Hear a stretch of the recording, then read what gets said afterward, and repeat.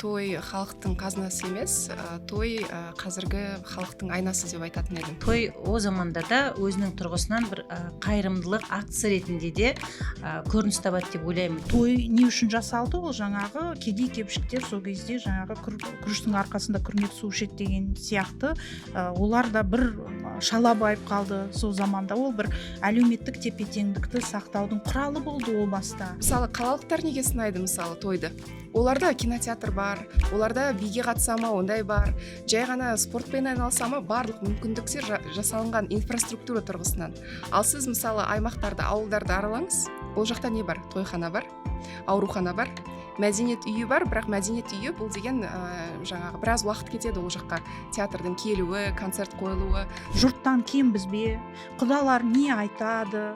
Менің әріптестерім, сыныптастарымнан ұят болады деген сияқты әлеуметтің бір қыспағында өмір сүру, және ол екі жас үшін жасалмайды қазіргі той.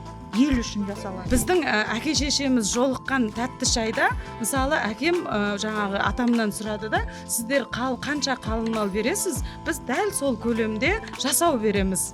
Бұнда да ақша тұрғысынан да, мысалы 500 мың берсеңіз, біз де 500 мың береміз, екі жастың қолына ұстатамыз дегендей. Бұл біріншіден. Екіншіден келісіп алды, екі жақта ешқандай мысалы мата, тон, китсіз болады деді. Екі жақта келісті, китсіз болады, жарайды. Сонда үшінші келіскені бір-бірімізге тек алтын сақина сыйлаймыз, осы тойдан естелік болып қалсын деп. Сүндетті жасадық, тілашармен қосып та, мысалы үшін үлкен баламызға жасаған кезде принципті түрде біз қанша ақшамыз жетеді, соның көлеміндегі қаржыға біз жасадық. Жаңағы келген адамдардан шашу күтпес үшін, ешкімге ренжімес үшін, мысалы үшін бюджетіміз сол кезде 400 мың болды ма, сол 400 мыңға шамамыз жететін кішкентай жаңағы мейрамхана дейді ғой, сондайға бардық та жасадық мысалы үшін. Ол жерде маңызды. Мен де інілерімдегі ауылдағы сұрасам айтады, қалың мал керек қой. Оны қалың мал төлей алмаса, бала шағасын қайтып асырайды. Қайырлы күн, тойшыл қауым. Той десе қу бас домалайды деп той анаңызды алып тойға бара жатқан боларсыз бәлкім. Кешегі ата-бабамыздың мәдениетін, тарихын, тұрмысын көрсеткен тойлардың бүгінгі мәні қандай? Тек сән қуып кетті ме? Жоқ, әлі де оның өзінің атқаратын әлеуметтік функциялары бар ма? Бүгінгі біздің ғылым лайф жобасының талқылауында той тақырыбы. Бүгінгі біздің подкастымыздың қонағы Динара Әбділда, әлеуметтік антрополог, Envision U университетінің әлеуметтану бағдарламасының директоры, PhD, доктор және осы той тақырыбында Цюрих университетінде докторлық жобаңызды қорғаған болатынсыз. Енді бүгінгі алғашқы сұрағымыз, той халықтың қазынасы деп қазақ халқының мәдениетінде, тарихында тойдың өзінің атқаратын бір әлеуметтік институт ретінде рөлі болған. Ол ежелден келе жатқан мысалы ұрпақтардың бір-бірімен сабақтастығы, мәдени байланысы, сол тойда көрінетін болған. Сол тойдың қазақтың бір құндылығы ретінде көресіздер ма? Той туралы ойларыңыз қандай? Енді подкастқа шақырғандарыңызға рахмет. Енді мен бұл жерде той халықтың қазынасы емес, той қазіргі халықтың айнасы деп айтатын едім. Ол біз әдетте әлеуметтік ғылымда негізі кез келген дәстүр болсын, осындай мәдениетке қатысты нәрсені халық тарапынан біз идеология жасауға, идеал жасауға тырысып жатады, сөйтіп көрсетуге көрсетеді. Бірақ ол тек қана той, ол бұрынғы тойды, қазіргі тойды, ол барлық қазір қоғамда болып жатқан әлеуметтік процестерді көрсететін нәрсе. Енді бұрын ол бәрібір контекст әсер ететін, біз қандай мемлекетте өмір сүрдік, біздің басқару жүйеміз қандай болды, экономикамыз қандай болды, соған сай той да сондай болды. Ал қазіргі той, енді өзгерістерге сай, той да ол тірі организм ретінде, ол да жалпы мемлекет деңгейінде болып жатқан, әлем деңгейінде болып жатқан нәрселерге үнемі бейімделіп отырады. Сондықтан бұл жерде қазынасы дегеннен айнасы деген жақсырақ келеді. Ал өткен замандағы тойлардың бір әлеуметтік атқаратын рөлдері көп болған сияқты. Қалай ойлайсыз? Ол кезде бір медиа, театр деген болған жоқ, бірақ соның рөлін тойлар атқарған сияқты. Халық жиналып, бір үлкен қойылымдар қойып, сосын жаңағыдай бір-бірімен ақпарат алмасып, бір сол кездегі тойларда бір мән мағына көп па деп ойлаймын да. Қалай ойлайсыз? Енді бұл жерде енді ғалым ретінде біз бәрібір тойдың қайттан дефинициясына келеміз ғой. Той деп нені түсінеміз? Қазір көбінесе той десе біз мейрамханалардағы тойды айтамыз, немесе бұрынғы енді қазан төңкерісіне дейін болған тойлар деген кезде далада өтетін қазақ үйлердің арасында деген сияқты сондай тойларды айтамыз ғой. Бірақ біз бәрібір мысалы менің өзімнің зерттеуімде той дегенде мен үйлену тойын зерттегенмін. Бұл жерде үйлену тойының функциясы қандай дегенді тарылтамын да сұрақты. Енді бұл жерде үйлену деген не жалпы қайттан енді соған келеміз. Үйлену деген көбінесе антропологияда жалпы әртүрлі анықтамалар бар ғой, ал қазақтар үшін үйлену бұл процесс. Бұл бір-ақ күнде екі адамның одағы құрылды деген нәрсемен бітіп қалмайды. Сол себептен де ол үйлену енді бұрынғы дәстүрлерді қарайтын болсақ, салт дәстүр, ол бірінші құда түседі. Одан кейін хабаршы жібереді, келісті, келіспеді, әкесінің жауабын жібереді деген сияқты. Одан кейін құда түсер дейді, құдалық болады. Одан кейінгі ұзатады, одан кейін үйлену тойын жасап жатады деген сияқты бірнеше салттан тұратын процесс ретінде қарастырамыз. Ал біздің қазіргі түсініктегі ең соңғысына мән береді ғой көбінесе. Мына мейрамханадағы үйлену немесе ұзату той дейміз. Ал оның артында жатқан ұсақ та үлкен де салт жоралғылар жатыр. Олар кейбірі үйде өткізіледі. Енді бұрында оларға аса мән берілмей кетеді, тез өткізіліп, ал негізгі мәні жаңа символикалық рөліне көп мән беріп кетеді. Енді сол себептен де енді бұл жақтағы көбінесе сын мейрамханада өтетін тойларға ғой өтетін. Ал жаңағы біз өзіміз идеализировать ететін нәрсе ол жаңағы далада алтыбақан теуіп немесе асық ойнап сондай сал-серілердің ән айтып сондайын біз деген бір аңсаймыз негізі. Сол жетпейді деген сияқты. Енді өйткені бәрібір салыстырмалы түрде біз болмаған заман бізден жақсырақ сияқты болып көрініп тұрады ол үнемі енді адамның табиғатында. Енді ол кезде де мүмкін бәлкім қиындықтар болды, сын да болды. Шынымен де енді мүмкін де емес, ол жаңағы этнографтар қазақтар туралы жазып кеткен осы тойлар туралы, оларда біраз жазбалы деректер бар. Ауқаттылар деп бөлген, ауқаттылар 30 күн тойын, 40 күн тойын жаңағы тойлады деген сияқты. Енді ол шынымен де кімде ақша бар, кімде байлық бар, олар жасай алған. Ал кедейлердің тойлары бәрібірде ол қарапайым өткен. Енді ол біздің мысалы сөзіңіз аузыңызда әдебиетімізде де көрініс табады. Мәселен, Сәкен Жүнісовтың Ақан сері шығармасында, одан кейін Ілияс Жансүгіровтің Құлагер поэмасында Сағынайдың асы, немесе Мұхтар Әуезовтің Абай жолы романындағы Бөжейдің асы. Ол ас болса да олардың сол іс-шарасы той форматында өткен. Бөжейдің асы не үшін ұйымдастырылды? Ол Тобықты руының ішіндегі кикілжіңді тоқтатып, араздықты тоқтатып, яғни халықты бірлікке шақырудың бір саяси сондай бір аренасы дейміз бе, соның қызметін атқарған. Ал Сағынайдың асы ол кәдімгідей дүбірлі дода болған, дүркіретіп өткізген. Яғни ол жерде тек қана жаңағы тамақ ішу ғана емес, ол жерде ақындар мүшәйрасы, айтыс, одан кейін жаңағы балуандар күресі, бәйге, соның бәрі осы жаңағы ас шеңберінде өткен. Яғни шынында да бір қазына, халықтың жауһары дейміз, және өскелең ұрпақтың содан жаңағы тәлім тәрбие алып өзінің мәдениетін танудағы бірден бір құрал болған деп қосқым келеді. Жалпы менің ойымша да мен ойлаймын, той біз айтып жатырмыз ғой жаңағыдай жағдайы жеткен ғана 30 күн ойын 40 күн тойын жасаған деген. Менің ойымша той о замандарда өзінің тұрғысынан бір қайырымдылық актісі ретінде де көрініс табады деп ойлаймын. Өйткені бар ғой кедейдің тойып тамақ жегені бір байыған деген сияқты.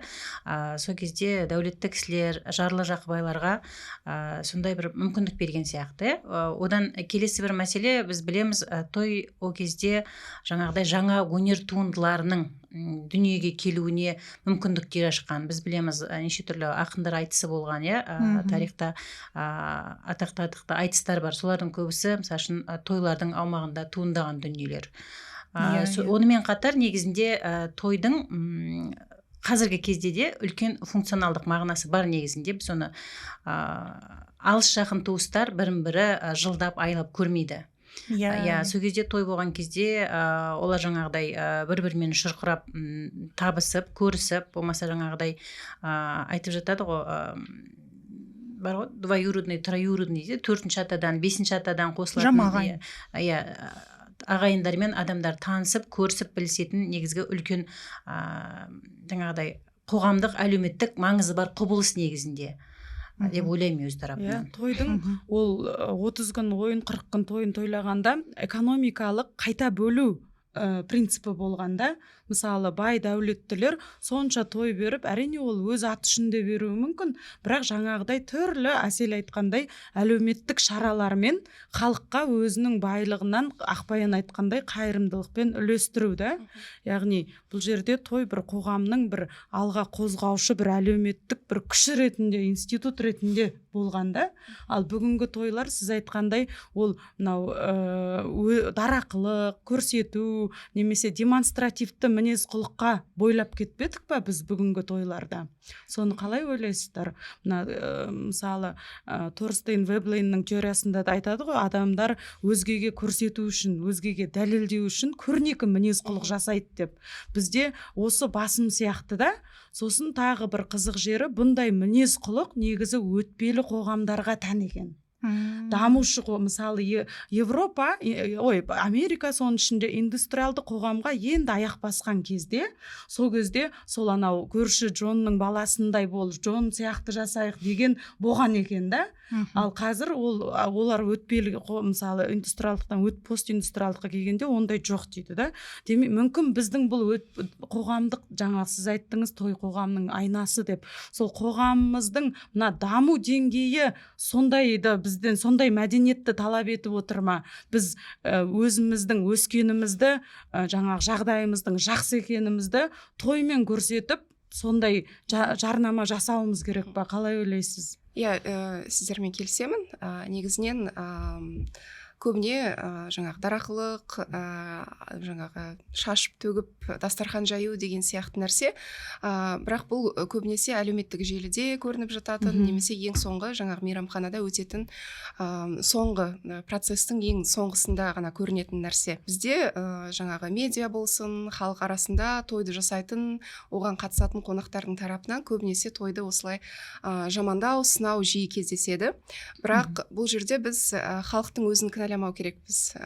Оның себебін іздейміз біз ғалым ретінде. Оның себебі неде жатыр? Шынымен де дамушы елдерде осындай тойлар жаңағы жиірек жасайды. Бірақ тек қана дамушы елдер ғана емес, бірақ оның ақша шашудың, байлықты көрсетудің түрлі жолдары бар.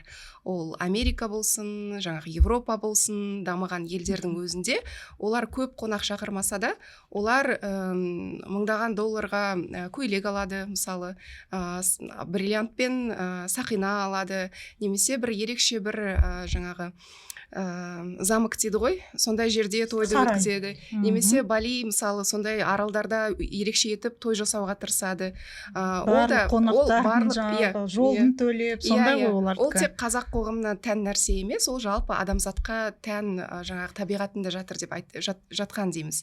Ал енді қазақтардың не үшін олай жасайтынын түсіндіру үшін бұл түрлі контекстті қайттан ескеру керекпіз. Бұл тарихи контекст, тарихи даму жолында қазақтар кім болған бірінші? Олардың өмір сүру салты мал шаруашылығына байланған, ал мал шаруашылығымен айналысатын халықтарда олар жаңағы туыстардың көмегіне жүгіну керек. Өйткені малды бағу жаңағы оңай емес, оған үлкен территория керек. Сол үшін де сіз ағайындарыңызбен тату болу керексіз. Жау шапса, сізде одақ көп болу керек. Ал одақтар қалай жасалады? Ол үйлену арқылы, қыз алыс беріс арқылы жасалады. Ал бұл одақтар, әлеуметтік байланыстар қалай сақталып тұрады? Осындай жиындарға шақырып, әркімнің статусын белгілеп, ол бұрында болсын, қазірде болсын, жаңағы маңыздылығын көрсету арқылы сақталып тұрады. Мысалы, сізді тойға шақырмаса, тағы ренжейсіз, ол менің туысым ба, немесе бастығыңыз шақырмасаңыз. Мен ренжімеймін. Ол енді әркімнің жаңағы қандай қоғамда өмір сүреді, қандай нәрселерге мұқтаж екендігін көрсетеді ғой. Қазір тіпті тойға шақырмаса, соған қуанатындай дәрежеге жеттік қой. Иә, енді бұл жерде енді экономикалық факторлар да ғой. Ал неғұрлым сіздің жаңағы біздің экономикалық экономикамыз тұрақсыз болған сайын біз көбінесе осындай формалды емес байланыстарға көбірек сенеміз. Формалды емес деген біздің туыстарымыз немесе туысыңның танысы, мысалы әлі күнге дейін мысалы жұмысқа тұрғызу үшін жаңағы таныс іздейтін жағдайлар бізде әлі бар, оны жасырудың ешкімге қажеті жоқ. Оқуға түсу үшін де немесе тағы да бір мәселені тезірек шешу үшін бәрібір бір адам арқылы, адамның қолы арқылы біз тезірек жеткіземіз. Ол енді ғой бізде мысалы жүйе қалыптасып келе жатқан, тек ана жаңағы яғни той сол нетворкинг қызметін атқарды деп айтқан. Бір жағынан бір функциясы сол. Мен тағы да қосқым келетіні, мысалы не үшін о баста бағзы заманда 40 күн ойын, 30 күн ойын, 40 күн тойын өткізді деп айтылған. Өйткені қазіргідей мысалы пәлен күні осындай уақытта болады деп айту мүмкін емес еді. Ол алыстағы ағайын жамағайын қай уақытта келеді, ол кезде көлік жоқ. Сол үшін олар келе салысымен бірден той өткізу болған жоқ. Олар алдымен орналасады. Ақыры келді ме сол тойды сылтауратып басқа да мәселелерді жол жөнекей шешіп отырған жесір дауы дейді, жер дауы дейді, бәлен түгілен деген сияқты. Одан кейін жастардың өзінің тойы басталды. Таңға дейін айтыс, алты бақан жаңа ақсүйек ойнау деген сияқты. Одан кейін жаңа бәйге, тігу, балуандар сайысы деген сияқты. Және бәйгеге сол Ақбаян айтқандай сол бай ауқатты адамдар жүлде тіккен. Және ол той не үшін жасалды? Ол жаңағы кедей кепшіктер сол кезде жаңағы күріштің арқасында күрмек су ішеді деген сияқты. Олар да бір шала байып қалды сол заманда. Ол бір әлеуметтік тепе-теңдікті сақтаудың құралы болды о баста. Ал қазір сол сіз айтпақшы, ол керісінше мына фокусымыз басқа жаққа бұрылып бір даңғазалыққа сайып бара жатқан сияқты. Мына жерде мен қызық нәрсе қосқым келіп отыр. Өте қызық бір зерттеудің нәтижесіне тап болдым да. Ол жерде айтылады, біздің тойлар зерттеген кезде антропологиялық ғылымдар негізінде тойға қосылатын жаңағы шығындар бар ғой, тойға мысалы бір тойға шашу алып барасыз, болмаса өзіңіз той жасайсыз. Ол жерде сол тойға кететін шығындарға атау берілген membership fee. Сол қоғамның мүшесі болу үшін төленетін жарна деген сияқты да. Мен енді шынымды айтсам өзім дәл сондай бір оқиғаның куәсі болғам өмірінде. Менің бір көмектесетін бір нұрақта бір тәтем болды. Жағдай өте нашар болатын. Жұмыс жасады, кішкене нетіп бастағаннан кейін жаңа туыстарын тойларына шашу апарып бастады, қалмай бастады, той томалақтарына да ол кісіні іздеп бастады. Жаңағыдай membership fee-ді төлей алмайтын кезде ол кісіні жаңағыдай ешкім іздеген жоқ, ешкім керек етпеді да. Мен сол құбылысты көрген кезде мен таң қалдым. Бұл енді бұрынырақта бір қанша бір 10 шақты жыл бұрын болған оқиға, бірақ сонда да енді біздер үйреніп қалғанбыз ғой, жаңағыдай бақылап жүріп қарап жүрді. Мен үшін андай қызық бір сондай бір құбылыс болып көрінді шындығында. Ол себебі мынада жатыр ғой, біз мал шаруашылығымен айналысқан кезде біз жаңағы үлесті мал түрінде қосқан. Тіпті қалың малды төлеген кезде қалың малды жинаған туыстары көмектесетін. Ал қазір біз нарықтық экономикаға қосқан кезде біз тез бейімделе алмай қалдық. Жаңағы кез келген тойды жасаған кезде біз ақшалай үлес қосу керекпіз, ол талап етіледі. Ал сіз деген сол келісілген үлесті қоса алмасаңыз, шынымен сіз әлеуметтік осы нетворктан шығып қаласыз. Бірақ ол жерде бәрібірде енді мал шаруашылығымен айналысқандықтан ол кезде әлеуметтік әулет болып өмір сүрді ғой. Ол жерде енді қазіргіден жақсырақ деп салыстырмалы түрде байлық теңдей үлес болуы мүмкін, өйткені әкесі өзінің балаларына үлес беретін. Ол жерде бәрібірде әлеуметтік экономикалық статусы бәрібір бір әулетте бір кішкене бір баланста болған ғой. Ал қазір нарықтық экономикада кім байып үлгерді, ал бірдей ағайындардың барлығы бірдей әлеуметтік экономикалық жағдайда емес. Салық салу қиын, ағайынға бірдей салық салу қиын. Бірдей төлей алмайды, мысалы 50 мың десе біреуі 10 мыңда қиын. Сол себептен де кейбіреулері өзінің сервисін дейді ғой, көмегін ұсынады. Жаңағы ыдыс жуып берейін, осылай деген жаңағы тойда жүгіріп берейін деген сияқты. Тойдың жүгін тігісейін, дайындасайын деген. Бірақ ол жерде қайттан енді бәрібірде теңсіздік біраз көрінеді де. Ешкім өзін кедей деп айтқысы келмейді. сол Иә. мені де мазалайтыны бүгінде той бір әлеуметтік теңсіздіктің алаңына айналып кетті да. Себебі той әрине ағайынның ауызбіршілігін арттыруы мүмкін белгілі бір дәрежеде. Бірақ бай байға құяды, сай сайға құяды дегенде, мысалы тойға кім не әкелді, енді әрине есеп дәптері болған қанша дұрыс. ақша берді. Бірақ сол кім не әкелді, немесе беретін адамды ғана тойға шақыру, баймен араласу, сондай экономикалық жағынан сол жағына басым болып кетті да. Сонда егер сіз айтқандай мембершіп фи төлей алмайтын адамдар тойға шақырылмай қалуы да мүмкін да. Ол оның жаңағы әлеумет, оның мәдени отбасыдағы тұрмыс деңгейі емес, аталық деңгейі емес, оның тұрмыстық деңгейіне көңіл бөлініп кетеді да. Сөйтіп ағайынның арасы осыдан суып жатқан жағдайлар да бар. Жасыру кезде туыстық құндылықтар қайда қалады? Сондықтан мен ойлаймын, сонда біз тойды баяғы бай манаптардай даңғаза той жасай беруіміз керек пе? Әлде тойды рационалдылыққа бұрып, ағайын көтере алатындай, немесе ешқандай ағайынға салмақ самай, салық самай өткізетін деңгейге жетеміз ба? Немесе мен тойыма мынандай әкелмедім деп тіпті жақын ағайындардың бір-бірінен ұзап кеткен жағдайлар да көп та. Соған қалай қарайсыздар? Қалай біз рационалдылыққа бұлай жол бастай аламыз? Енді бұл жерде рационалдықты кім қалай түсінеді? Біреуге рационалдық ол ақша үнемдеу, ал біреу үшін жаңағы әлеуметтік байланыстарды сақтап қалу. Әсіресе мысалы қарапайым мысал, үлкен кісілерді қарасаңыз, олардың жаңағы бос уақыт өткізетін платформасы жоқ. Ал той осы туыстарды көріп, өзін бір қоғамның маңызды әлі де керек мүшесі ретінде сезінудің платформасы. Енді көбісі мысалы қазір деген тренд қой, 60 жас, 70 жас деген сияқты мерейтойларды өткізу. Олар үшін ақша жоқ болса да, одан да мен осындай той жасау маңыздырақ. Әлеуметтік рационалдық деген бар. Ол екінші жағынан қайтадан осы үлкен кісілердің өмірде жеткен жетістігінің тағы да бір көрінісі. Мен балаларды жеткізе алдым, олар маған той жасай алды, міне ағайын қараңдар деген сияқты. Есеп беру сияқты. Ол енді одан кейін тағы үйлену тойға қатысты, бұл жерде біздің қайттан қоғамдағы сұраныс қой. Бізде бәрібірде әлі де әйел адамның статусы төмен, тұрмыстық зорлық-зомбылық көп біздің елде. Ал халық оны біледі, білмейді емес. Қыздарын қорғап қалудың амалы ретінде олар өздерінің байлығын көрсету керек, өздерінің әулетінің статусын көрсету керек, барған жерінде сыйлы болсын деп.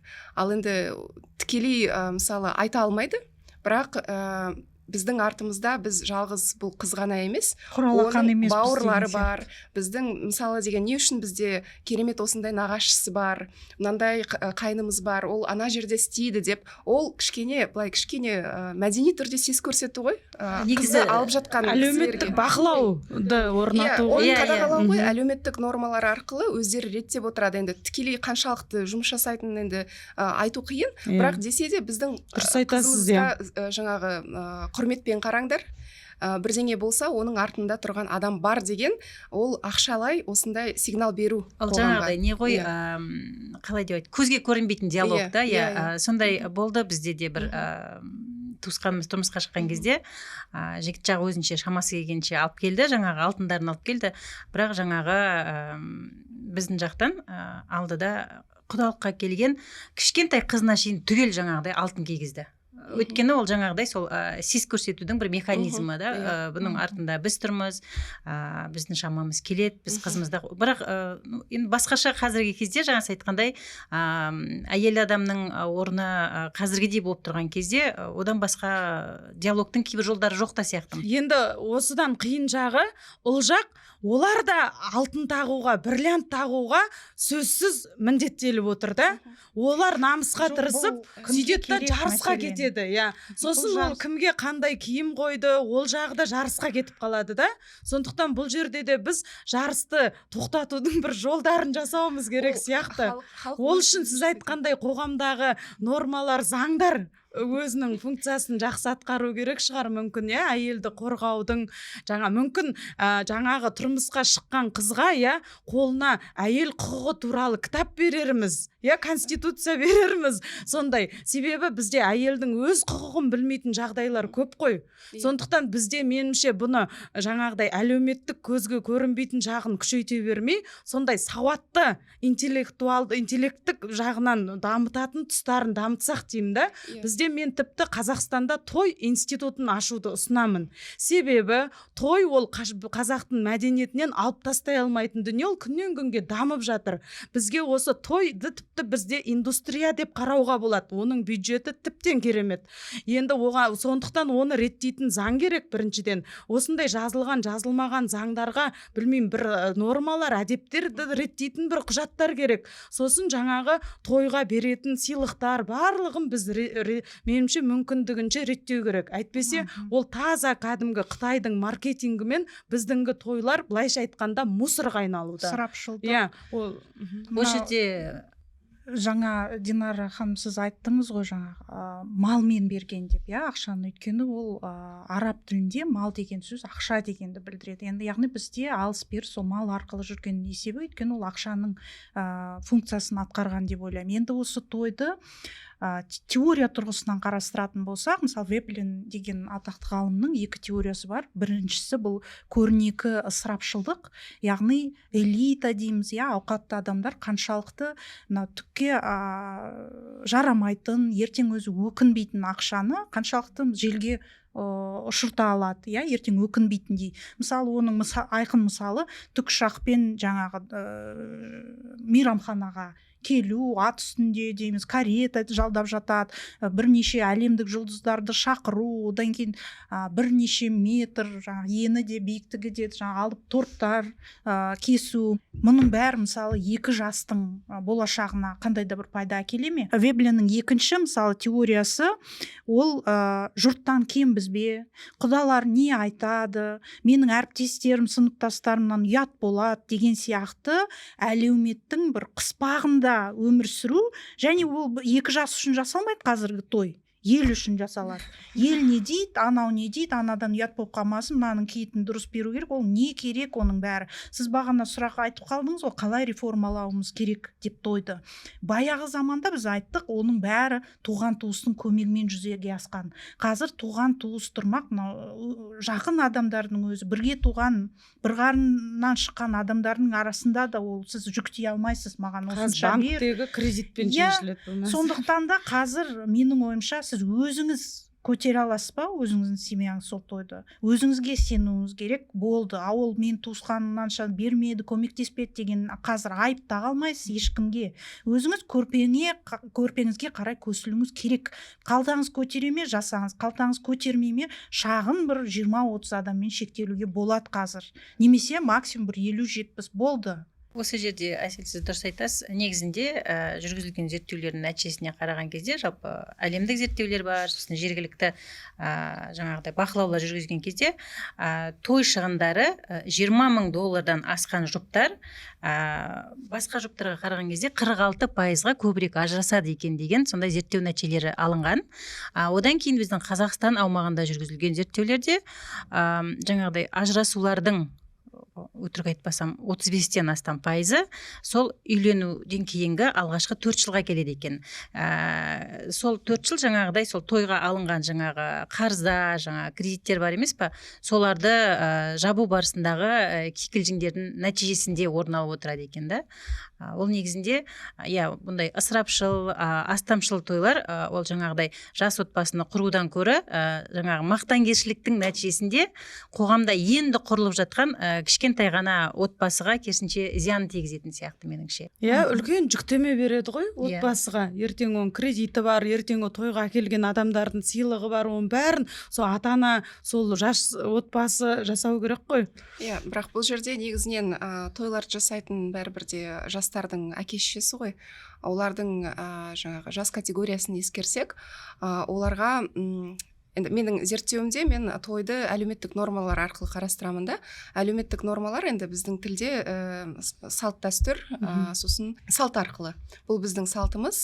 Одан кейін бұндай әлеуметтік нормаларды жаңағы формалдыларға қарағанда өзгерту тым қиын. Өйткені оны адамдардың өзі реттеп отырады, бір-бірін жаңағы ұялтып отырады, масқаралап отырады.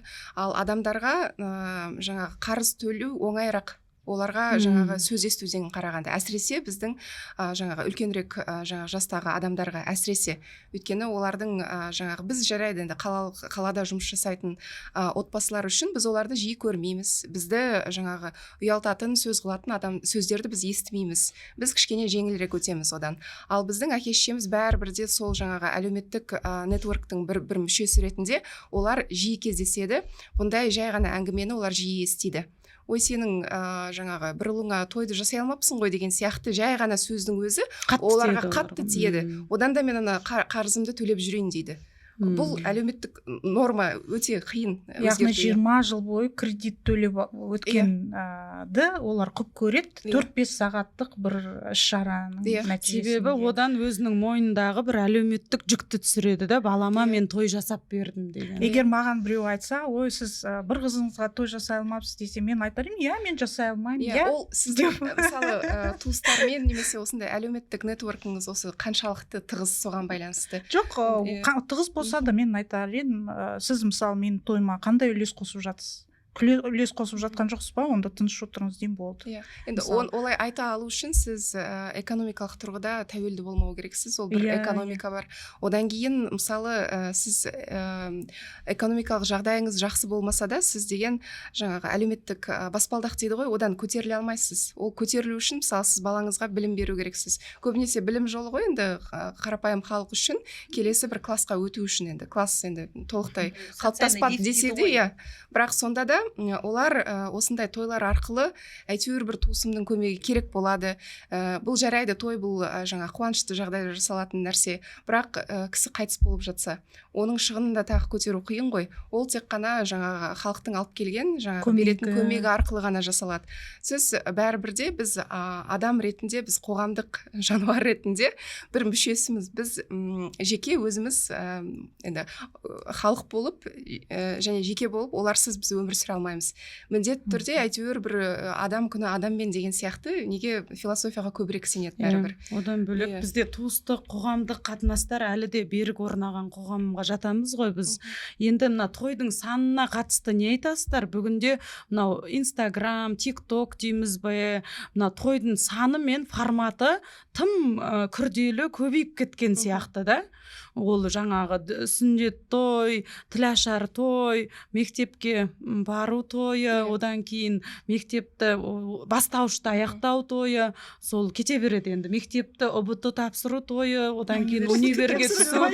Бар ондай, сосын шүкір той дегенде бар. Құдайға шүкір тойын да жасаған. Ол қандай той сонда? Сол бір танымал кісілер жасады Қазақстанда, бүкіл отбасын бәрін жинап, осы күнімізге шүкір деген шүкір тойлар да бар. Оған ақша апарасыз бірақ. Кәдімгі той ғой ол. Несі шүкір той болады? Ондай тойлар қазір өте көп. Жарайды жаңағы қазақтың тойында күміс той, жаңағы лағыл той, алтын той, олардың өз құрметі бар, әрине. Ол біздің салтта бар ма мысалы? Жоқ, жаңағы олар бар. Иә, лағыл той, жаңағы отбасы арқылы келген жоқ па? Білмеймін, мен енді жаңағы ата әжелерімізге жасап бала шағасының құрметімен жасалған тойларды бір сыйлауға болады. Бір тәрбиелік мәні бар. Жаңағы үлкен әулетті көресің, бәрі бала шағасымен шыққан, енді ол да концерт болып кеткен қазір. Бірақ дегенмен де ондай тойлардан бөлек жаңағыдай 20 жас, 30 жас, 40 жас, 50 жас деген сондай тойлардың санына не айтасыз? Біз осылай қалай арылсақ болады? Негізі бұл менің зерттеуімде жаңа салт қалай пайда болады деген сұрақты қарастырамын. Әлеуметтік нормалар қалай шығады? Кім құрастырады оны қалай халық іліп алып кетеді деген сұрақты қойдым. Енді сол жерде негізі осындай әсіресе ақша көп талап ететін салттарды көбінесе билігі бар қолында, ақшасы бар адамдар шығарады бірінші. Бірақ оны ары қарай халық іліп алып кету үшін тұрақты экономикалық жағдай керек. мысалы ұзату тойлар неге бізде жаңағы танымал болып кетті? 2000 жылдары білсеңіз, бізде экономикалық реформалар болды ғой, олар біраз табысты болып, оның эффектісі 5-7 жылға дейін созылды. Халықтың жағдайы кәдімгідей жақсы болып, оларда осындай жағдай болды той жасауға. Сондықтан бір белгілі бір норманың жаңа халыққа сіңіп кету үшін жылдар керек. Соған қолайлы жағдай болып, ұзату қазір деген осындай мейрамханадағы форматқа еніп кетті. Онда сөзіңіз аузыңызда, бұл сіздің ұстанымға сүйенсек, онда қазақ дамыған сайын той жасай береді онда, тойдың форматын да көбейте береді, саны да, себебі қазақ ол тойшыл қауым. Жоқ, ол бір белгілі бір шегіне жету керек. Халық мысалы деген ең бірінші өзінің жаңағы енді бірінші кезекте қажет нәрселерін қанағаттандырып алу керек дейді ғой. Ал қазақ халқына не керек қазір, не жетіспей жатыр, соны тойдан көруге болады да. Мысалы батыстық елдерде олар өзін қанағаттандырудың жолы ол мансап арқылы. Мен деген осындай енді жай ғана ғалымдардың арасында мен мақала жаздым, мен осындай деген лекция бердім деген сияқты нәрселер олар үшін статус. Мынаншама скопус бар, мынаншама хирш бар дейді қазір, ал қарапайым халықтың арасында барлығында бірдей оларда жақсы мансап жоқ, жақсы статус жоқ. Тіпті жұмыс та жоқ. Жұмыс та жоқ. Тоймен мақтанады дейсіз бе? Тойда жоқ, мақтану ғана емес, ол тойдың өзінде сіз қонақ болып барсаңыз да сізді ерекше сыйлап тұрады ғой, төрге отырғызады, бір сізге бір маңыздылық береді. Тойда адам өзінің бір әлеуметтік маңыздылығын сезінеді да. Иә. Сен қандай болсаң да, сенің біздің қоғамда маңызды орның бар деген психоэмоционалдық қажеттілігін жабады. Қажеттілік бар, Ал ондай бір қауымдық бір санадан біз арылу керекпіз деп ойлаймын. Ол адам өзінің кәсіби жолында қанағаттанса, бұндай формадағы қанағаттануларға мүмкін аз мұқтаж бола ма, оған енді түрлі. Ол үшін бізде жұмыспен қамту бағдарламалары өте белсенді жұмыс жасап, халықтың өзінің басқа тойға уақыты болмау керек қой. Мысалы қарапайым халық бәрі бірдей шетелге саяхатқа шыға алмайды. Мысалы кейбіреу сол жолмен жаңағы өзіне жаңағы маңыздылығын сезінеді, өмірінің мәнін іздейді. Ал қарапайым халықта ондай жоқ. Мысалы мүмкіндік бәрінде бірдей емес. Олар үшін жаңағы тойдың форматы сондай бір платформа. Бұл енді біз қайтадан енді әлеуметтік тұрғыда оларды да категорияларға бөлу керекпіз ғой. Мысалы жастар не үшін қарсы? Олар өзінің жаңағы ортасы бар, студенттер болсын, олар деген қызығушылықтары көп. Ал үлкен кісілерді қарасаңыз, оларда бұндай жаңағы тіпті пенсиядағы кісілер емес, пенсияға жетпей жатқан мысалы 50-60 жастағы кісілердің өзін қарасаңыз, бос уақыт өткізетін арнайы жаңа физикалық тұрғыда бізде аймақтарда ондай платформа жоқ. Мысалы қалалықтар неге сынайды мысалы тойды? Оларда кинотеатр бар, оларда биге қатысама ондай бар, жай ғана спортпен айналысама барлық мүмкіндіктер жасалынған инфраструктура тұрғысынан. Ал сіз мысалы аймақтарды, ауылдарды аралаңыз, ол жақта не бар? Тойхана бар, аурухана бар, мәдениет үйі бар, бірақ мәдениет үйі бұл деген жаңағы біраз уақыт кетеді ол жаққа. Театрдың келуі, концерт қойылуы, одан кейін мысалы жаңағы алаңдарда жасалынып жататын мерекелерге де мысалы апалар, аталар да барады, бірақ ол жерде сіз тек қана көрерменсіз. Ал тойда сіздің әр қайсыңыздың өзіңіздің орын бар. Үстелдерді бөліп қояды ғой. Біздің жаңағы құдалар дейді, мына жақта нағашылар отырады деп, кәдімгідей сізге бір маңыздылық категориясын беріп қояды. Сосын мысалы тілек айтқан кезде адамдар шығып өздерін көрсетеді мысалы үшін да, ол да бір перформанс сияқты былай қарасаңыз да. Питчинг. Жоқ, қараңыз енді қазір екі жастың мысалы екі жастың бақытын ойлап жатқан ешкім жоқ десе де болады. Өйткені қазір сіз айтпақшы той әлеуметтік желі арқылы бейтаныс аудиторияға мыңдаған, миллиондаған көрермен үшін жасалып жатыр. Енді халықтың сұранысы сол болып тұр ғой. Халықтың сұранысы сонда жаңа қандай да бір әншілердің баласының үйленіп жатқанын ақша төлеп көруме сондағы мақсат. Мысалы мен өлсе де оған төлемесем, ол маған қызық емес. Себебі бізде теледидарда, басқа жақта сапалы контент жоқ. Олардың айналысатын ғылым лайф бағдарламасын көріңіз одан да ютубта. Негізі Динара жақсы мәселені көтерді. Біз халықты кінәлаудан алдын халыққа досуг халыққа бос уақыт өткізетін дүние жасауымыз керек. Мысалы ауылдағы аймақтағы кісілердің мысалы жаңағы пенсиясын тойға емес путевка алып бір санаторийға шетелге енді шетелге жетпейді ғой, бірақ тойға жетеді деп сол үшін ол кісілердің демалуға шығуын ұйымдастыруымыз керек та. Ол сол аймақтың өзінде ұйымдастыруымыз керек, үлкен кісілердің демалатын аймақтарын. Бізге сондай бір әлеуметтік бағдарламалармен ұштастыру керек сияқты бұны.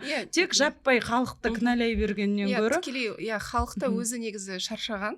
Бірақ олар шынында тойдан шаршаған. Қазір мен ата-апаларымды тойға шақырса қорқады, себебі пенсиямның бәрі тоймен кетті деп айтады да. Қазір елдің жалақысы да тоймен кетіп жатыр ғой, ол пенсия тұрмақ. Бірақ мен ойлаймын, бұл мәселе жаңағы Динара ханым айтып өткендей, үлкен қалаларға қатысы жоқ онша. Өйткені өзіміз, мысалы үшін Алматының халқы жылына бір 2 тойға барасың ба, бармайсың ба? Ол былай туыстарға қарасақ, басқа қалаларда тұратын. Бір аптада 3-4 той болып жатады, мысалы үшін да. Күніге бірнеше. Алматыдан былай қаланың сыртына шықсаң, зәулім сарайлар көресің кәдімгі. Барлығы сол халық той жасап жатыр да. Сол зәулім сарайларды мысалы бір күнде оқушылар сарайына айналдыруға болады негізі. Бізде балабақшаны қолға алып еді, бәр жерде балабақша ашылып кетті ғой. Үлкен коттедждің бәрі балабақша болды. Мен қазір ұсынатыным сол бүкіл аймақтағы, ауылда, қалада тойханаларға субсидия беріп, оқушыларға жаңа арт скул сияқты сондай өнер, мәдениет орталықтарын ашуға үкімет азғандай субсидия беретін болса, сол жерлерге ауылдағы апаларымыз әдемі киімін киіп, балаларының жаңағы сүйретін саған көрмеге, жаңағы айтқан әдеби ойындарына, қойылымдарына киініп баратын еді деп ойлаймын. Негізі екі жақты, екі тарап. Енді ол менің арманым да, ол мүмкін жүзеге асар болашақ. Бұл жерде екі тарап қой, мемлекет және тойхана иелері. Біреулері бизнесмендер, біреу ақша беруші. Ал бизнесмен ретінде ойланатын болсаңыз, ол ақша аз болады. Мемлекет көп ақша беруге дайын емес. Халықтан той жасау арқылы олар өз орнын, әсіресе сезон маусым кезінде олар бермейді. Ол бірінші кезекте ақша табуды ойлайды. Үлкен индустрия ғой бұл. Үлкен индустрия, әрі жаңа осы трендтерді ойлап тауып жатқанда, осы той индустриясының мүшелері тамада болсын, әнші болсын, өздерінің қызметін сату үшін, көбірек ақша сату үшін олар трендке айналдырады. Кәдімгідей тұтас сала ғой негізінде. Өздері де айтып жатады, той индустриясы деп кәдімгідей. Жоқ, енді ол жарайды енді, бірақ әншілердің баласының жаңа тойын тікелей эфирде сату, енді ол кімге қызық деп ойлаймын. Одан да сол кітапқа, пайдалы білімге, бір соған сұраныс бар ғой. Сұраныс көп тұр ғой. Соған менің қарным ашады, ол несі қызық, ол сіздің туысқаныңыз емес, олардың торт жегені, кімнің қандай тілек айтқаны, ол несі қызық дейді. Жоқ, ол бұл жерде енді өзің жетпеген нәрсені көру ғой бірде. Көбінесе енді блогерларға қызығатыны да, олардың өмірін сүргісі келеді, мысалы жастар әсіресе. Олар сияқты түрлі бренд кигісі келеді, саяхаттағысы келеді. Егер оларда осының нәрсесі бір енді жаппай тұтынудан өздері өтіп кетсе, онда қызық емес болатын еді. Тіпті мен енді жеке басымды көп айтпаймын, бірақ жеке менің өзімде де, мен студенттік шақта осы көбірек киім алып барып қана мен өзімді тоқтата алдым мысалы, иә. Енді басқа халықта олар да осы басқаның көргенін көріп барып, бірақ қана олар қанағат деген нәрсеге жетеді де бәрібір. Ол енді екі жолы бар ғой, өз басыңнан өтесің, немесе рухани тұрғыда сен өзіңді жаңағы дінмен немесе кітаптармен басып отырасың, қанағаттап шектеп отырасың. Ал сен енді әлеуметтік желінің енді форматы сондай ғой, ол бұқараға кетеді. Әрі мысалы блогерлар, мысалы жоқтан бар жасаған адамдар ғой, соған халықты сеніп қалады да, мен де солай мүмкін жасай алатын шығармын, олар не істеп жүр екен деген сияқты. Яғни мысалы элитаның, ауқатты адамдар ол қоғамның бір ары кетсе 2-5% ғой. Халық қарапайым оны түсінбейді. Біз негізі мынау тойдың жаңа басында айтқан әлеуметтік мәнін көп насихаттауымыз керек сияқты да. Сонда бай манаптар той өткізгенде, мысалы олай қымбат лимузин әкеп, жаңағы Атлант мұхитындағы балықтың етін әкемей, мысалы 50 адамға пәтер беріп, Макси чайды жарнамалай берейін ба? Сол сияқты жасаса мысалы да. Жоқ, немесе жаңағыдай бір қайырымдылық, жаңағы үлкен бір шараға спонсор, меценат болса, сонда тойдың форматын бір айырбастауға біз бір ұсыныстар айту керек сияқтымыз осы байларға. Әрине байлар бізден сұрамайды не істейтінін. Жоқ, исламда зекет деген нәрсе бар ғой. бағзы заманда осы той сол қазақтардың зекетінің функциясын атқарған ғой. Бәйге тігу, жаңағы кедей кепшікке сыйлық тарату, олар тамақтандырудың өзі сауап қой. Ана әзірге шейін тойда тарататын тойбастарлар соның сарқыншақтары деп білемін мен өзім. Сол ғасырдан ғасырға қалып кеткен да, бірақ енді қазіргі тойбастар біз қандай да, мысалы үшін жаңағы базарға барып, базардағы кәкір шүкір жаңағы 200 теңгеге 400 теңгеге кешіресіз да, дүниелер жинап келеді мысалы үшін. Менің ойымша Қытай біздің тойларды әбден зерттеген сияқты да. Сөйтіп бар салт жоралғыларға арнап бәрін шығарып тастаған ғой қазір. Сондықтан біздің жаңағы көрпе тігетін, жаңағы не тігетін, моншақ тізетін қазір заман емес, бәрін Қытайдан сатып алып, жаңағы тойдың бәрі мусорға айналған. Екі жағы бар қазір ол деген жаңағы нарық не ұсынады, олардікі енді сатқысы келеді. Екінші жағынан жаңағы қолдан жасалған нәрселерді кім жасады? Әйел адам жасады ғой, көрпені тіккен. Ал қазір әйел адам жұмыс жасау керек. Ол жұмыс жасай ма, ақша таба ма, әлде көрпе жоқ, соны бермей ақ қойса ше. Қалай ойлайсыз? Тарқататын жаңағы. Ұмытып кетеді деп айтады дәстүр. Киіт кигізу деп жатамыз тойда, сол киіттен бір алауыздық туылады ғой, жаңағы жастар құдағылар. Жоқ, мен мына жерде ойлаймын, жалпы негізі. Мен мынанша мыңға бердім, маған мынанша ғана мың бердік көйлек кигізді. Немесе маған жағалы тон қоймапты дейді. Жоқ, мен ойлаймын, бұл жерде ешкім кимейді. Адамдардың өздеріне рационалды таңдау болу керек та. Мысалы үшін біздің әпкеміз бір қызын тұрмысқа берген кезде осы кәдімгідей принципиалды түрде кәдімгідей жасау берген жоқ. Құдалармен араласты, құдалығын жасады, танысты, бірақ кейін қызы тұрмысқа шыққаннан кейін 3-4 жылдан кейін үй алды. Үй жасаған кезде жаңағы әпкеміз баласымен барып, үйінің түгел жөндеу жұмыстарын жасап, жаңағы көрпе төсегі, жаңағы жиһазын барлығын түгел алып берді. Қажетті дүниесін ол кісі жасауды шын мағынасында орындады да. Бірақ жаңағы қыз айтқандай, ол кісі жаңағыдай өзінің психоэмоционалдық несі жаңағыдай кемеліне жеткен кісі да, ол кісі өмір бойы жаңағы мектеп директоры болған, жаңағыдай құрмет сый-сияпаттың бәріне тоқ кісі ол кісі да. Ол кісі жасауды кәдімгідей шын мағынасында қалай болу керек? Жасау деген сөз менің түсінігім қыздың үйін жасап беру да. Қызының үйін солаймен жасап берді. Қазіргі енді оған да жағдай бар, жағдай жоқтар бар, бірақ өте саналы деп ойлаймын. Сосын мен ойлаймын келісімге байланысты деп, себебі мен мысалы өз жеке басына мысал келтірсем, мен отбасыда 4-ші баламын да. 4-ші балаға дейін әке шешем бар салт жоралғыны ұстап, барлығын жасап көрді, әртүрлі форматта. Содан келесі мен тойымдағы әңгіме қалай басталды дейсіз ғой. Біздің әке шешеміз жолыққан тәтті шайда, мысалы әкем жаңағы атамнан сұрады да, сіздер қанша қалың мал бересіз? Біз дәл сол көлемде жасау береміз. Бұнда да ақша тұрғысынан да, мысалы 500 мың берсеңіз, біз де 500 мың береміз, екі жастың қолына ұстатамыз дегендей. Бұл біріншіден. Екіншіден келісіп алды, екі жақта ешқандай мысалы мата, тон, китсіз болады деді. Екі жақта келісті, китсіз болады, жарайды. Сонда үшінші келіскені бір-бірімізге тек алтын сақина сыйлаймыз, осы тойдан естелік болып қалсын деп деді, болды. Сосын барған кезде құдалыққа мысалы 3-4 үй шақырмаймыз, сол сіздің үйден қайтамыз мысалы. Сосын тойға келгенде де жаңағы тек бір-ақ күнде болады той. Мысалы бөлек беташар, бөлек неміз, яғни бірден рационалдылықты екі жақ келісіп алды да, бірден үтір нүктелерін қойып алды. Сосын мен тойдың соңында да ешкімде реніш болмай солай аяқталды. Бірақ бұған келу үшін сіз айтқандай тәжірибе керек, адам бір-екі қызын ұзатып білу керек. Міндетті емес. Бұл жерде жаңағы дұрыс айттыңыз, келіссөз дейді. Мысалы бізде экономикалық антропологияда bargaining дейді, negotiations дейді ғой. Келіссөз жүргізеді, бәрі жүргізеді. Бірақ кімнің жаңағы келіссөзде күші көп, сол шешіп кетеді.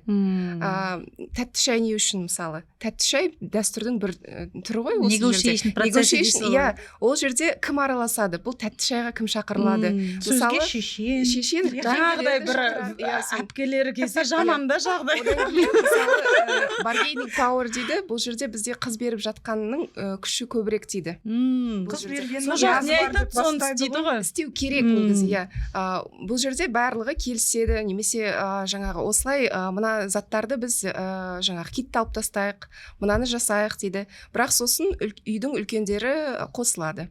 әй сенің жұрттан ұят болады, сен деген дұрыс, ана құдаңа деген дұрыс сыйлық бермесең, сен туралы сенің өзіңнің туыстарың не деп айтады деген сияқты. Бұл жерде мысалы егер неғұрлым азырақ адам шешім шығарса, олар көбірек рационалдық жаңағы шешім жасайды, индивидтерге тиімді, мысалы ақша жағын үнемдейміз деген сияқты. Бірақ сіз деген қазақтың тойы, үйленуі бұл 2 жас емес, бұл құдалық болғандықтан бұл жерде туыстардың жақындасуы ғой. Сол үшін де сізде оларға кәдесый сыйлау керексіз, одан кейін олардың да пікірін жаңағы ескеру керексіз. Мысалы әсіресе үлкен кісілер ренжіп жатады, маған деген не, менің әжесі болып маған неге сыйлық бермедіңдер, неге сендер өздерің ғана алып қалдыңдар деп. Бұл бір жағынан, бұл тұтас ғылым десеңші. Одан кейін тойды жасауға кім көмектеседі? Олар ақшалай көмектескендіктен қайтарымы болу керек. Сіз сыйлық ретінде оған өзіңіздің сый құрметіңізді көрсетесіз. Бұл жерде экономикалық рационалдық ол жерде де бар, кез келген отбасында бар ол. Яғни енді екеуі бір-бірін тең жабу керек. Енді мына бүгінгі тойдан нені алып тастауды немесе нені өзгертуді ұсынар едіңіздер? Мен мысалы мені мазалайтыны осы тойдың дастарханы. Неге ол жерде мысалы 5-6 салат, 3-4 ыстық тамақ, оның барлығы ертең 60-70% ол ысырап болады біріншіден. Екіншіден, оны сағат 9-10-да жеген адамдардың асқазанына да обал. Сондықтан біз жайлап осы тойдың дастарханын бір фуршет сияқты ма, немесе тіпті мен армандаймын, мысалы барлық нәрсені кесіп әкеп қойса, өзіме салат жасап алсам да, мысалы Германияда сондай көрдім да. Яғни біз дастарханға келгенде бәрі бірдей жаңағы оливье салат жейді деп емес та, мүмкіндігінше тойдың дастарханын біз жаңағыдай өзгертсек екен. Бұл жаңағы тойхана иелеріне, той жасаушыларға ұсыныс. Ақыры шашылып той жасайды екенсіз, халыққа пайдалы, денсаулығына не дейді, барынша пайдалы тамақ ұсыныңыз деп ойлаймын да. Сосын екінші мен жаныма бататыны тойдағы даңғаза музыкалар. Ол заңмен де, заңға да қайшы екен да. Жаңа Тоқашбаев деген ғалым кісі жазған екен, мынау мысалы күндізгі кезде музыканың ұзақтығы мысалы 60 децибелге дейін рұқсат екен қоғамдық жерде, ал түнге қарай 50 децибел екен да шығу үшін. Ал біздің тойлар ол 100 децибелден асып кетеді екен да. Демек бізде мынау хотя бы заңды сақтап, музыканы төмен қойып, осы жағын реттесек, тағы не алып қосасыздар? Тамаққа қатысты ол әркімнің өзінің таңдауы. Өйткені сіздер той жасауға барған кезде тойханамен келісуге барасыз ғой, олар сізге бірнеше мәзір ұсынады. Жаңағыдай сіз айтқанда оптималды 2 салатпен, болмаса бір ыстық тамақпен деген сияқты, ол әркімнің өзінің таңдауы. Жаңағыдай егер адамдар мақтанкершіліктен арылып рационалды жағын таңдайтын болса, ол адамдарға таңдау берілген. Екінші, жаңағы музыка деген кезде 50 децибел деп отырсыз ғой, 50 децибел ол қазіргі мысалы үшін сіз екеуміздің сөйлесіп отырғанымыздай ғана не жаңағыдай осындай дауыстың мөлшері да. Ол жерде мүмкін енді шама келсе ол тойханалар жаңа сыртқа жасап жатырады, ол қаланың сыртында тұр да. Мүмкін ол жерде басқаша стандарт ойластыру керек, оның деңгейін қарау керек та. Енді 50 децибел 150 емес енді. Себебі тойға барып басың даңғаза ауырып қайтады ғой. Ана бір ағайынмен сіздер айтасыздар, тойда ағайынмен араласасың деп, ешкімнің сөйлегенін ести алмайсың ғой. Ол жерде араласа алмайсың. Ол жерде бір тоже сондай стандарты болса, мысалы үшін енді бірақ 50-60-ға сайып тастаса, ол жерде ол енді менің астағам мәзіріне ұсынысым қазақтың ұмытылып бара жатқан мысалы үлпершек, қарын бүрме деген сияқты тағамдарын неге жасамасқа? Егер біз сонша енді той қазақтың қазынасы, салт дәстүрді сақтауымыз керек десек, одан кейін мысалы даңғазалықтан арылып өзімізге тән жөн жоралғы салт дәстүрді сақтасақ, мысалы қазақтың басқа ешкімде жоқ сыңсу дәстүрі қандай керемет. Оны қазіргі қыздар деген сыңсуды бастап жатып, соңын рэпке, R&B, биіне айналдырып жатыр. Менің ойымша енді оларды түсінуге болады, жастар деп. Бірақ сол сыңсу өзінің орнымен айтылса деген ой. Одан кейін мысалы егер қазір қаражат әкеп жатады ғой тойға сыйлық ретінде, егер кейбір адамдар гүл әкеліп жатады, ол бәрібір солып қалады. Оның орнына мәселен сіз гүл емес, бір кітап, жаңа кітап әкелсеңіз, ол кітапты мәселен ауыл кітапханаларына 2 жас жолдаса, білім ғылымға тойдың шығынын кім жабады? жоқ, мысалы қаржыдан бөлек гүл де әкеліп жатады ғой, сол гүл емес, сол кітап әкелсеңіз деп о баста қонақтарға мысалы айтылып кетсе. Қазір той бастарға кітап беріп жатады, жақсы дәстүрлер бар. Мысалы менің өз басымның ұзату тойым 70 қана адамға өтті. Тойға шақыру дейміз ғой, ол кезде енді электронды форматты тойға шақыру енді шығып жатқан кез, қағаз шақыру енді жоққа шығарылып жатқан кез, мен мысалы сол тойға шақырудан да бас тарттым. Ол мысалы қажет емес дүние. Алтын тағу жарысы, киіт кигізу, енді ол жаңағы екі жастың ата-анасының, екі жақ туысқандарының шешіміне қарай. Менің айтқым келгені, мынау тойға барсаңыз, бір арзан күлкі, ешкім күлмейтін бір анекдоттар, дарақы күлкі, одан кейін ұятсыз контент болып жатады. Мысалы тамадалар неге дайындалмайды? Тәжікстанның тойына баратын болсаңыз, ол жерде тамадалар жыршы сияқты Тәжікстанның көне жыр дастандарын айтады екен. Ол тойда айтылады, ешкім ұмытпас үшін, атадан балаға берілу үшін. Ал бізде тамадалардың айтқаны сол анау бүйдепті, мынау сүйдепті, бәрі соған күліп отырады.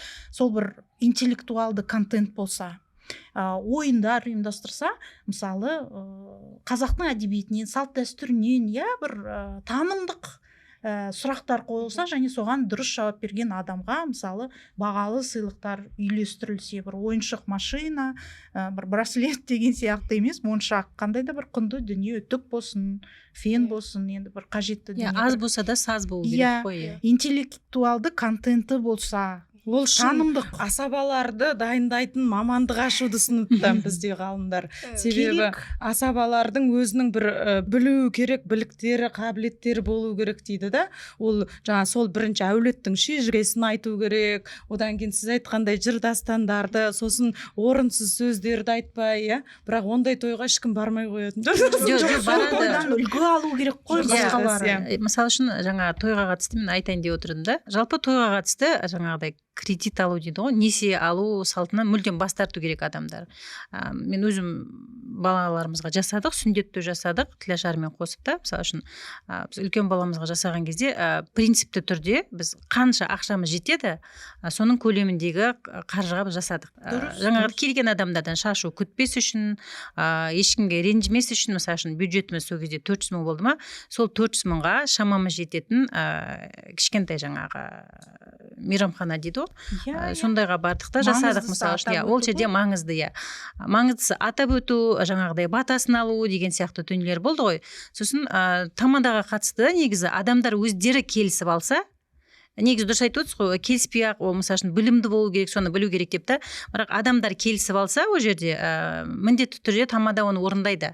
Өйткені біз мысалы үшін балаларымызға той жасаған кезде біз тамаданы алдын ала ескерттік. Мынаны былай жасамаңыз, мынаны былай артық айтпаңыз, өрескел әзілдер айтпаңыз, өрескел ойындар жасамаңыз дедік те, той кәдімгі жаңағы зияткерлік айбат той болып өтті, елдің бәріне ұнады мысалы үшін да. Көрдіңіз бе, тағы да жаңа ұнады да, біз қоғамға ұнауға тырысамыз жаңағыдай да. Өздеріңізге де ұнады. Өзімізге де ұнады. Жоқ, көрдіңіз бе, жаңағыдай автоматты түрде шығып кетіп жатыр да. Біз жаңағы тойды қаншалықты өзіміздің бала-шағамызға жаңағы бата алу үшін, болмаса өмірдің келесі кезеңіне, өткеніне жаңағы жеңіл өтсін деп құдайы сияқты жасап жатырық дегеннің өзінде де бәрі бізге қоғамның пікірі маңызды болыпты да тойға келген кезде. Енді тамада таңдауда халықта өзі таңдауға тырысады. Халықта танымал, өздері көріп жүрген тамаданы шақыруға тырысады, бірақ жақсы тамадалардың уақыты бола бермейді. Екіншіден олардың ақысы көбірек болуы мүмкін.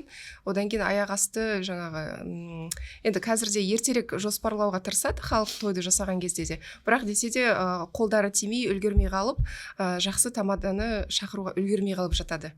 Бірақ бәрібір халық оны жаңағы өздері біледі. Жаңағы алдын ала сіздер сияқты ескертетін адамдар да болады. Одан кейін тамақ бойынша да қазір өзгерістер бар, оны бақылап жүрсеңіздер. Қазір майонезді салаттар жаз кезінде аз. Бұрын көп болатын, ашып кететін, ол халықты ойламайтын. Бірақ десе де қазір әдейі айтады, бізге майонез салат керек емес деп. Ол деген ашып кетеді, не болады деп. Одан кейін бәрібірде біртіндеп халық өзін өзі реттеп келе жатыр. Енді екі жолы бар ғой өзгерістердің. Бұл жоғарыдан түсірілетін, ол заң реттеуі мүмкін, немесе біздің экономикалық жағдайымыз реттеуі мүмкін. Екінші жағынан халықтың өзінің де агенттігі бар. халықты өзі мысалы сіздер сияқты адамдар, одан кейін жаңағы блогерлер болсын, олар да кейбіреуінде мысалы үлгі болады. Біреу мысалы жаңағы тренд жасап жіберсе, сол адам осындай қарапайым той жасапты ғой, осындай жай ғана фуршет жасапты ғой деп, олар мысалы пайдасы бар да стримдарды көрудің де сондай жаңағы біреудің тойының. Мүмкін олар қарапайымырақ жасап, тиімдірек шешім ұсынып, бір форматын ұсынады. Иә, қоғамда өзгеруші агенттер көп болсын деп тілейік онда. Одан кейін сіздер қаншалықты құдалыққа барасыздар?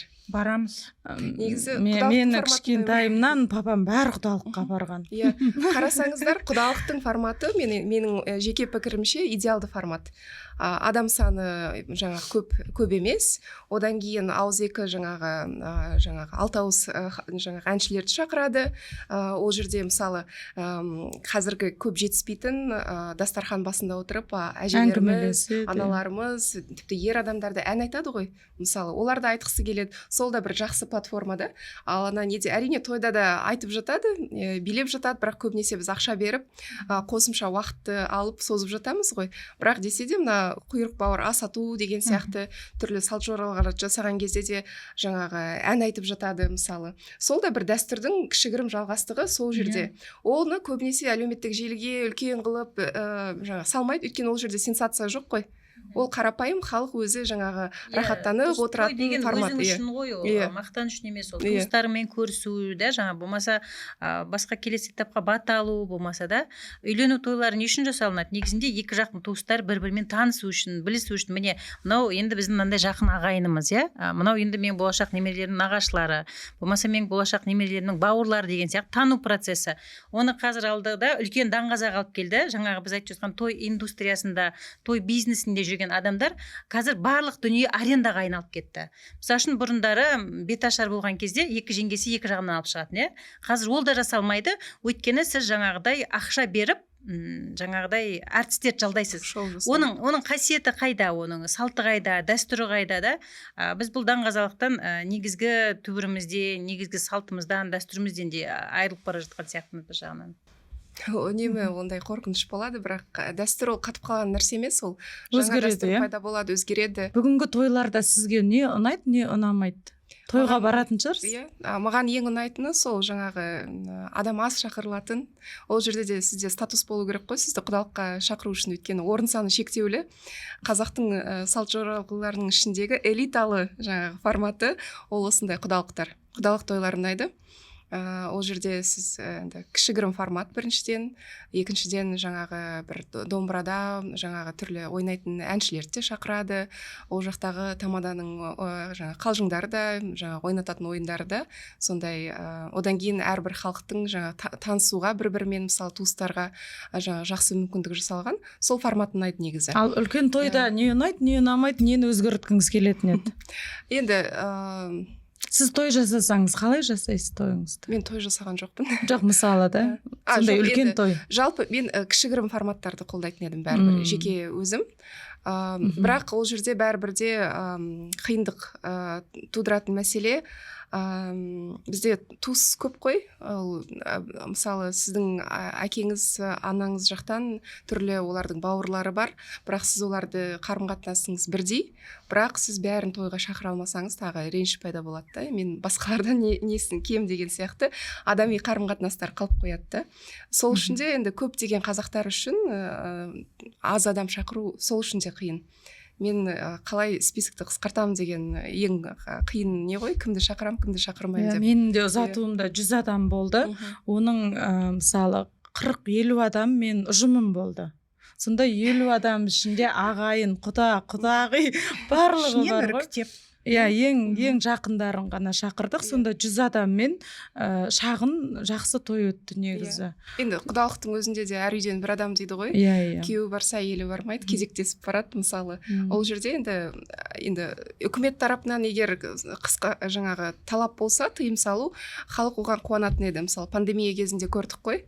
Қазір демек, көрдіңіз ба, жоғарыдан да реттеу қажет. менің қажет, ойымша. бірақ ол жаңағы кінәні өзіңнен алып тастау ғой. Иә, Мен емес, оны жауапкершілікті өте көп адамды құтқаратын еді жаңағы әлеуметтік көп бітпейтін жауапкершіліктен. Сондықтан құрметті мәдениет министрлігі деп осы тойды реттеуге бір жұмыс тобын құрып, негізі бір бастамалар жасау керек деп ойлаймын. Себебі біз бәрібір де тойға қатысты бір дүниелерге бір өзгертулер енгізуіміз қажет. Әрине, Динар айтқандай қоғамда өзгеруші агенттердің де көп болғаны жақсы, бірақ олардың әсері қазір бір өте аз да. Сондықтан менің ойымша бұл жерде той деген ол әркімнің өзінің жеке басы ғой, жеке қара басы да. Мен үйіме шайға кімді шақырам дегенге үкімет араласып отырса, ол маған ұнамайтын еді. Менің ойымша бұл жерде идеологиялық жұмыс жүргізуге болады. Идеологиялық та адамдарға қысым жасамай да. Біздің қазіргі кезде, мысалы үшін, сіз дұрыс емес түш көрсеңіз де сізге штраф салады да. Бізде соңында келіп бәрі сол штрафқа келіп тіреліп қалады бәрібір. Мен оған өте қарсымын. Негізі сізді қолдаймын. Негізі үкіметтің несін жаңағы қадамдары шектеулі болу керек. Ал идеологиялық тұрғыда немесе тойға нетсе, ол өзінің негізгі міндетін атқармайды да. Ықпал керісінше позитивті болу керек та. Мысалы үшін қазіргі жастар өте ерекше негізінде да. Мысалы үшін біздің қайным үйленді. Ол үйленген кезде ол үзілді кесілді айтты. Ешкім той жасамайды деді. Содан жаңағы бәріміз жалынып жалпап жүріп, болмағанда беташар болсын да, болмағанда құдалық болсын да деп. Бір тойды жасадық. Жоқ, соңында расында да жаңағы қайным айтқандай беташарын жасадық. Сосын құдалығын да жасадық. Екі жақта мәз-мейрам, жаңағыдай үлкен даңғаза жоқ, бөтен адамдар жоқ. Ең жақын туыстар жаңағы құдалармен жаңағы біздің жақ танысып, сіз айтқандай үйлену процесі идеалды форматта өтті да. Ол жерде ешқандай даңғаза болған жоқ. Жаңағы үйленіп жатқан адамдар танымайтын айдаладағы бөтен қонақтар болған жоқ. Тек қана өзіміз деген жақын адамдар болды. Ал жалпы мына той мәселесіне мен үкіметті кірістіруге қарсымын. Өйткені ол менің жеке шаруам. Ертең мен тойға кірістірсем үкіметті, ол ертең келіп менің үйіме қанша қонақ шақыратын шақырмайтын басал десе, шашал десе басал деп жатқан жоқ қой. Бұл рекомендация ғой. Иә, идеологиялық тұрғыдан немесе жаңағы адам санын шектеу жағынан да кірісуге болады деп ойлаймын. Себебі 500 адамдық той жасамау керек. Ол жаңағы ысырапшылдықтан бөлек, мына медициналық тұрғыдан да ол дұрыс емес. Ол жерде қаншама ауру тарайды. Оны ешқандай бізде санэпидстанция адам зерттеп жатқан жоқ. Пандемияда бәрін ауырған. Сондықтан меніңше мүмкіндігінше үкімет болып, халық болып, адам жеке өзіміз болып, біз тойды бәрібір реттеуіміз керек деп ойлаймын. Себебі қиын оның бәрі айтуға, бірақ дегенмен де бұл бақыланбайтын сала емес. Қазір жаңағыдай налог салу, жаңағы әншілерді несіз айтуға болмайды дегендей жасалынып жатыр ол да. Дегенмен де мына халық қиналмайтындай жағдай жасауымыз керек деп ойлаймын. Әркімнің, әрбір жаңағы қоғам мүшесінің үкіметті қоса өздерінің атқаратын міндеті бар бұл жерде. Мемлекет халықтың әл-ауқатын жақсарту керек. Әл-ауқаты жақсарған сайын бұндай шаралар азая береді. Ал халық тарапынан инвестицияны балаларыңызға салыңыз. Балаларыңыздың білімі жоғары болған сайын олардың жаңағы басқа да қызығушылықтары пайда болады. Одан кейін қайтарымы ретінде біздің қоғамда жақсара береді. Әркімнің өзінің қарапайым. Біз деген енді тікелей сол тойға тиісеміз ғой, бірақ оның артында жатқан үлкен жаңағы мәселелердің несі ғой, туындап жатқаны. Сосын жаңағы soft power дейді ғой, жұмсақ күшпен ықпал ету керек та. Сосын мен ойлаймын, қазіргі қоғамда жалпы қалың мал деген мәселе өте артық нәрсе да, соны мүлдем алып тастау керек. Махер бар тағы. Махерге де қарсымын. Мен қалың малға да қарсымын. Ол жоқ, екі адам жоқ. Барлығының әлеуметтік мәнін айтып береді. Сосын сіздер айта алмай қаласыз. Жоқ, ол не болса да, мысалы асыл дінімізде ол бар ғой, одан қалай сіз қашып құтыла аласыз? Біз қазіргі кезде неге айналып кетті ғой жаңағы. Осымен аяқтайық. Керісінше жүкке айналып кетті да, мысалы үшін келіспеушілікте айналып кетті. Ол жерде той деген, мысалы үшін опять-таки қайтып келем сөзіме да, туыстарды жақындастыру, болмаса жаңағы екі адам шаңырақ құрып жатқан адамдар бір-бірін жаңағыдай туыстарын таныстырудың барысы деген сияқты нәрсе ғой. Ол жерде отбасы құру, болмаса той жасау, ол жаңағыдай адами фактор да. Біз адамдар біріктік, адамдар бір қоғам болдық деген сияқты, сол позитивті жағынан ғана болу керек. Ол жаңағыдай қалың мал сияқты, болмаса артық сыйлық талап ету сияқты салыққа айналмау керек. Бірақ сөздің ашығы оңтүстік жақта осы қалың мал төлей алмай көп отбасы да жігіттер үйлене алмай жүр. себебі менің де інілерімдегі ауылдағы сұрасам айтады қалың мал керек қой. Оны қалың мал төлей алмаса бала шағасын қайтып асырайды. Енді Ол бастапқы негізгі- жас семьяда қайдағы 1 миллион, Жоқ, 2 ол миллион соны теңге алдын ол. ала ойластырып, дайындау аз керек, иә. аз да болсын бір жарнасын өзі жинау керек Ол қой ер адам. әке-шешесіне емес, ол жігітке сын, ол деген дайын Иә. болып бару керек, экономикалық оның деген дайындығы болу керек. Аз да Иә, болсын. өйткені кішкентай сіз болсын. бәрібір де енді қазақтардың дәстүрімен сөйлегенде қыз беруші ретінде сіз оның мысалы егер жұмыс жасап жатқан қыз болса экономикалық табыс табатын адамды алып кетіп жатсыз, табыс енді мына жаққа кетеді, соның компенсациясы ретінде қалың мал, енді кішкентай ғана міне қараңызшы, компенсациясы мына ғой. жерде сіз сол бұрынғы түсінікпен айтып отырсыз да, қазіргі заманда ешкімді ешкім алып кетпейді. Жоқ, қазіргі кезде, бұрын ғой, қазіргі кезде адамдар бірігіп өмір сүреді. Олар жаңағы адамын табады өзінің жанына, өмірлік досын табады. Мен жалпы сондай көзқараспен қараймын да, жаңағыдай әлемдік көзқараспен да, андай алып кетеді деген жоқ қой қазіргі кезеңде. Жоқ, алып кетеді дегенде сіз мысалы үйленген әйел адамдардан сұрасаңыз, отбасына көмек керек болса жасырын көмектеседі, немесе өзіне не болса жасырын отбасылық бюджеттен бөле алмайды да, өйткені ол бір ұяшық ретінде экономикалық тұрғыда ол бөлек адам.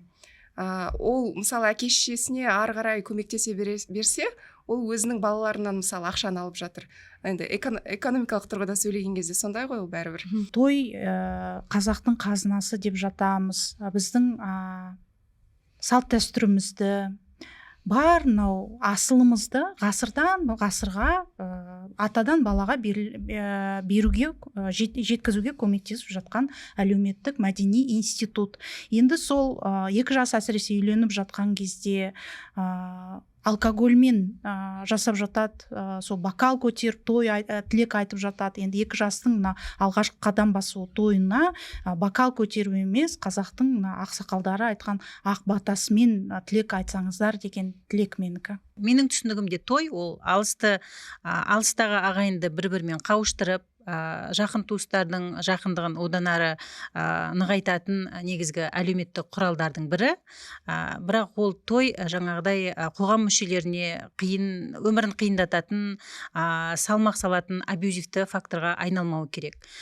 Той жасасақ та шама шарқымыз келгенше өзіміздің шамамыз жететін ғана тойларды жасайық деп айтқым келеді. Енді менің тарапымнан енді той болсын, халық болсын, ол бәрібір сыртқы факторлардың әсерімен өзгеріп, өзін реттеп отырады. Және де бастысы рационалдық жоқ деп айтуға болмайды. Мүлде әрбір адам рационалды, той болсын, бірақ рационалдықтың өлшемі әртүрлі. Біреуге ақша болса, біреуге жаңағы әлеуметтік қарым-қатынас маңыздырақ. Той біздің тұрмыс тіршілігіміздің, мәдениетіміздің, әлеуметтік өміріміздің айнасы. Ал сол тойдың қандай мазмұнмен өтуі, ол әркімнің өз қолында, және оның экономикалық салмағы болмай, және әлеуметтік мазмұны көп болу үшін қоғамымызда мазмұнды тойлар көп болсын. Осы біздің подкастымыздың астына өзіңіздің тойға қатысты ұсыныс тілектеріңізді жазыңыз. Сіз қалай той жасар едіңіз?